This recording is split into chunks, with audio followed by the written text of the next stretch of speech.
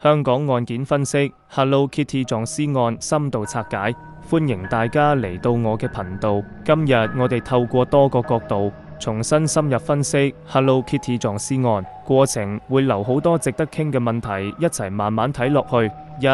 案件來龍去脈，由借貸到慘案嘅完整時間線，要搞清楚呢單轟動香港嘅慘案，首先要理清成件事嘅核心要素：時間、地點、人物，同埋一步步走向悲劇嘅過程。每個環節都唔可以忽略，因為好多細節後嚟都成為破案關鍵。涉事人物背景唔只係債主同債仔嘅關係，呢件案嘅核心人物有4位，其中3位係嫌疑人，1位係死者。佢哋之間嘅關係唔止借錢唔還咁簡單，仲加埋有黑社會背景同控制欲。死者樊敏儀案發時23歲，係一名單親媽媽，有一個4歲嘅女兒。為咗養個女，佢喺九龍某夜總會做陪坐。收入唔穩定，但使費大，經常要靠借錢周轉。根據後來警方調查，樊敏儀性格幾軟弱，唔敢同黑社會對抗，呢個特點後來成為嫌疑人肆意虐待佢嘅原因之一。主謀陳文樂案發時34歲，有長期黑社會背景，隸屬某3合會分支。之前因為盜竊傷人坐過2次監。出獄後靠做大耳窿同收保護費為生。陳文樂性格殘暴，控制欲極強，手下有幾個年輕人跟住佢。梁勝祖同梁偉倫就係其中2個。嫌疑人2，梁勝祖案發時21歲，係陳文樂嘅馬仔，中學未畢業就輟學混入黑社會，因為年輕細膽，經常被陳文樂指使做雜事，比如睇人追債。後來成為案件嘅污點證人，係破案嘅關鍵之一。嫌疑人3，梁偉倫案發時27歲，比梁勝祖資歷深，曾經因為打交入過差館，性格比梁勝祖兇狠，但一樣聽從陳文樂指揮，主要負責執行虐待行為。而案件起因5000港元高利貸引發嘅悲劇，成件事嘅開始係1999年2月嘅一筆大耳窿貸款。當時樊敏儀因為個女有病，要醫藥費又要交租，手頭緊到冇辦法，透過夜總會嘅同事介紹，向陳文樂借咗5000港元，雙方約定利息按日息10%計，即每日要還500港元利息，1個月後連本帶利要還2萬港元。樊敏儀當時急住用錢，諗都唔諗就應承咗，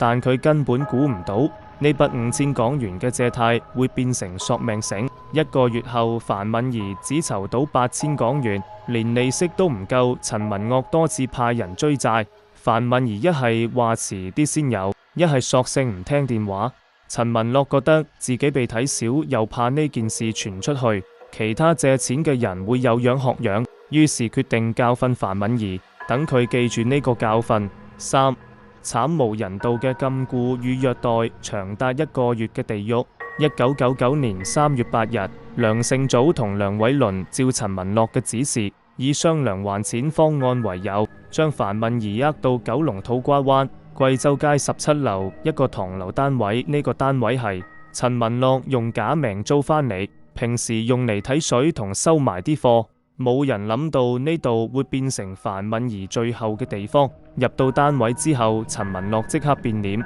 指住樊敏儀鬧唔還錢，玩我啊！然後命令梁勝祖將單位門鎖死，收走樊敏儀嘅手機同身份證。從呢一刻開始，樊敏儀失去晒所有自由。最初幾日，陳文樂只係叫梁勝祖睇住佢，逼佢打電話俾屋企人同朋友借錢。但樊敏儀嘅屋企人經濟條件好差，朋友又驚惹上黑社會，冇人肯借錢俾佢。見樊敏儀冇用，陳文樂開始喐手，一開始用膠棍打佢嘅手臂同大髀，打到樊敏儀喊到沙晒聲。後來覺得下唔到啖氣，又用熱水壺裝滾水淋喺樊敏儀嘅背脊同腳板。聽到樊敏儀慘叫就笑到好開心，仲唔俾佢食飯飲水，每日只俾一細碗白粥，有時甚至連粥都冇得食，等佢餓到暈。夜晚唔俾佢瞓床，逼佢瞓喺冰冷嘅地下，大小二便只能喺單位角落個膠桶度解決。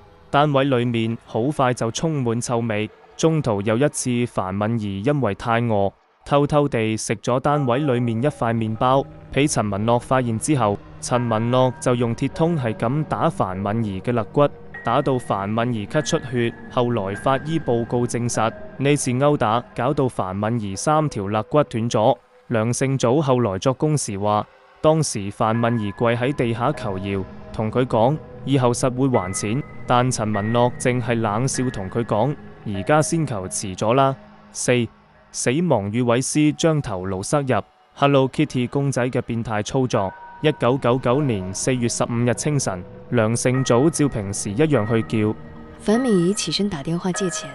見到樊敏儀瞓咗喺地下，喐都唔喐，伸手去佢個鼻嗰度，先發現佢已經冇咗呼吸。梁勝祖嚇到即刻通知陳文樂。陳文樂到單位後，見到樊敏儀條屍，第一反應唔係驚，而係好嬲，話死咗就冇人還錢。但嬲完之後，佢開始諗點樣處理屍體，避免被警方查到。當日下午，陳文樂去附近嘅五金店買咗一把大菜刀同幾個黑色膠袋，返到單位之後就叫埋梁勝祖同梁偉倫幫手分屍。根據梁勝祖供詞，當時陳文樂負責用刀將樊敏儀嘅屍體分成頭顱、軀幹、四肢幾部分，然後將內臟同肌肉部分塞咗入膠袋裡面，叫梁偉倫趁凌晨3點冇人嘅時候分批調去土瓜灣附近嘅垃圾站。呢個垃圾站每日清晨6點會有垃圾車運走垃圾。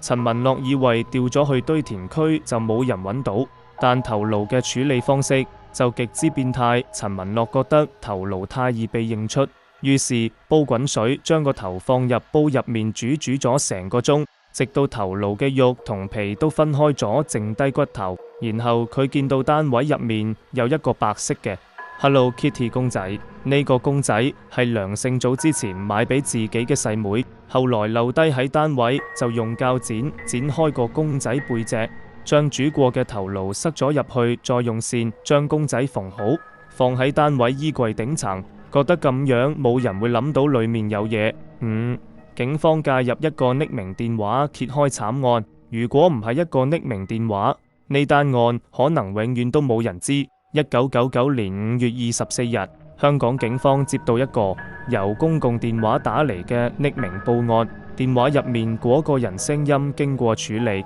淨係講咗一句土瓜灣貴州街 X 號17樓有好臭嘅味，你哋快啲去睇下，然後就收咗線。一開始警方以為只係普通嘅鄰居投訴異味，派咗2個巡警去現場。到咗17樓單位門口，巡警一到達現場就聞到一股好濃嘅腐臭味，拍門冇人應，於是就揾業主。業主帶住鎖匙過嚟開門，入到單位後，裏面又亂又臭，地下堆滿垃圾同膠袋。巡警一邊搜一邊掩住個鼻，直到搜到角落個衣櫃，打開衣櫃頂層，見到嗰個白色 Hello Kitty 公仔。公仔睇落冇異樣，但拎起嚟好重，而且腐臭味就從公仔裏面傳出。其中一個巡警覺得唔妥，用鉸剪開公仔嘅縫線，裏面啲嘢嚇到2個人心都跳埋出嚟。原來係一個人嘅頭骨，上面仲有殘留嘅頭髮。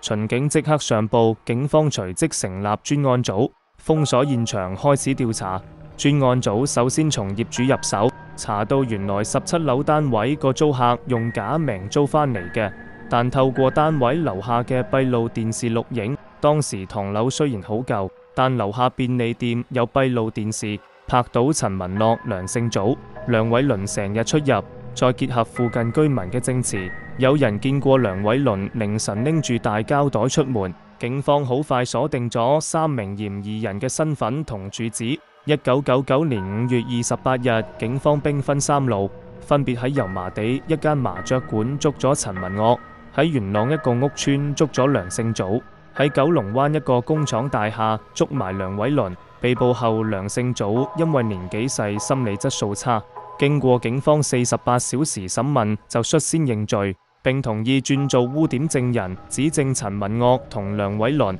陳文樂同梁偉倫一開始死都唔認，但警方喺單位入面搜到嘅血跡經 DNA 化驗，同范敏儀嘅 DNA 完全吻合，主頭顱用嘅煲同鉸剪，同埋梁勝祖嘅詳細供詞，都成為鐵證，兩人最終都認罪。二、法醫報告分析死者嘅真實死因與慘狀，呢件案涉及死亡，所以法醫報告係還原真相嘅關鍵嚟㗎。根據香港法醫學院當年公開嘅范敏儀屍體檢驗報告，入面詳細記錄咗死者嘅致死原因、身體傷口同埋死亡時間，每一個數據都係破案同審判嘅重要根據。一、致死原因：長時間虐待導致嘅慢性死亡。據公開法醫報告顯示，范敏儀嘅直接致死原因係長時間虐待引發嘅多器官功能衰竭，仲夾埋嚴重脫水同營養不良，唔係某一次毆打導致嘅即時死亡，而係慢慢被折磨死。報告中提到，范敏儀嘅體重淨係得32公斤，佢身高1.55米，正常體重起碼都有45公斤，體內水分含量好低，符合長時間冇水飲嘅症狀，胃入面幾乎冇食物殘留，剩低少量未消化嘅粥渣。推斷死者喺死之前至少48小時冇食嘢，屬於嚴重營養不良。此外，死者嘅腎臟、肝臟都出現衰竭跡象。法醫判斷呢個情況係因為長時間痛、驚同飢渴，導致身體器官長期處於壓力狀態，最終冇辦法運作。二、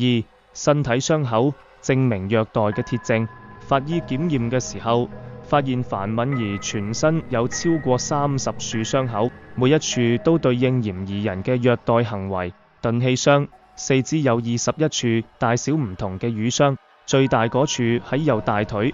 面積有10厘米乘以8厘米。法醫判斷係被膠棍、鐵通尼類鈍器反覆打造成㗎，部分瘀傷顏色深淺唔同，證明虐待係分多次做㗎，唔係一次造成。燙傷，背脊、腳板有大面積嘅2-3程度燙傷，總面積大約佔身體皮膚15%，燙傷邊緣整齊，符合高溫液體膠淋嘅特徵。法醫推斷用嚟傷人嘅工具係熱水壺或者鍋，同梁勝祖供詞中用滾水淋完全一致。骨折左側第4、5、6條肋骨斷咗，骨折處有合跡象，證明骨折係喺死者死之前1至2星期發生㗎，即4月初，同梁勝祖供詞中陳文樂用鐵通打斷肋骨嘅時間線吻合。其他傷口，手腕同腳腕有勒痕，推斷係被繩綁過㗎。口腔入面黏膜有損傷，可能係被強行塞嘢或者割面造成㗎。3、死亡時間與頭顱鑑定，印證嫌疑人供詞。法醫透過化驗死者體內屍體腐化程度同胃入面食物消化嘅情況，結合現場環境溫度，單位冇冷氣，5月溫度約28至30攝氏度，推斷范敏儀嘅死亡時間係喺1999年4月12號到4月16號之間，同嫌疑人供詞中4月15號發現死亡嘅時間基本一致。至於從 Hello Kitty 公仔入面取出嗰個頭顱，法醫報告提到頭顱表面有明顯嘅高溫處理痕跡，骨頭表面滑潺潺，冇肌肉留低，符合用滾水煮過嘅特徵。頭顱嘅牙齒模型同范敏儀之前睇牙醫留低嘅記錄完全吻合，證實呢個頭顱就係范敏儀嘅。3、案件細節挖掘，講完成件案同法醫報告。其實成件事仲有好多唔合常理嘅細節，呢啲細節唔止令案件更得人驚，仲有好多值得諗嘅問題，大家一齊諗下。1、梁勝祖轉做污點證人，真係淨係為咗減刑？梁勝祖係3個嫌疑人中唯一轉做污點證人嘅，佢嘅供詞直接將陳文岳同梁偉倫送咗入獄，但有一個點好反常，梁勝祖一開始被捕時死都唔認參與，甚至話我只係去嗰個單位玩咋，唔知入面有屍體㗎。但短短48小時之後就突然轉口，唔單止認罪，仲將虐待、分屍嘅每個細節都講得好清楚，連陳文岳用邊隻手揸刀、梁偉倫掉膠袋去邊個垃圾站都記得一清二楚。大家覺得呢個轉變真係淨係為咗減刑一個原因咩？有冇可能梁勝祖一開始就被陳文樂威脅，驚自己同屋企人被報復，後來見到警方掌握咗鐵證，知道抵賴都冇用，先決定出賣陳文樂？或者佢同陳文樂之間原本就有矛盾，今次只係借機報仇？二、Hello Kitty 公仔嘅指紋疑點，梁偉倫真係冇參與塞頭腦。警方調查 Hello Kitty 公仔嘅時候，用精密儀器化驗過上面嘅指紋，結果發現淨係得陳文樂同梁勝祖嘅指紋，冇梁偉倫嘅。但根據梁勝祖嘅供詞，當時將頭放入公仔嘅係陳文樂同梁偉倫兩個，梁偉倫負責扶住個公仔，等陳文樂方便放個頭入去。按道理，梁偉倫嘅指紋應該會留喺公仔表面，但實際上完全冇。呢個情況有兩個可能：一係梁偉倫當時戴咗手套，所以冇留低指紋；一係梁勝祖嘅供詞有吹水成分，其實梁偉倫根本冇參與呢個步驟，梁勝祖只係想拉多一個落水，等自己嘅罪責輕啲。大家覺得邊個可能性更大？如果梁偉倫真係戴咗手套，佢點解要特意戴手套呢？唔通佢一早諗到會被警方查到，所以提前做咗準備？三、屍體其他部分嘅去向真係被調去垃圾站。嫌疑人供詞話將樊敏儀嘅軀幹、四肢同內臟塞咗入膠袋入面，調去咗土瓜灣附近嘅紅磡垃圾站。警方之後動用咗10幾個警力喺垃圾站同附近堆填區翻查咗足足1個禮拜，篩選咗幾噸垃圾，但完全冇搜到任何屍體殘骸，冇骨頭、冇皮肉，甚至連冇消化嘅竹渣都冇。要知道，1999年香港處理垃圾嘅流程係垃圾站收集之後，每日清晨6點由垃圾車運去堆填區入面。堆填區內會將垃圾分類處理，垃圾唔會喺垃圾站留超過12個鐘。但嫌疑人話凌晨3點掉垃圾，到清晨6點仲有3個鐘。警方趕去嘅時候，垃圾車仲未來，理應能搜到殘骸。大家覺得係嫌疑人講大話，其實屍體其他部分被運去咗其他地方，比如大海、山野處理，定係垃圾站當日有特殊情況，比如提前清運垃圾，搞到殘骸被運去咗更遠嘅堆填區，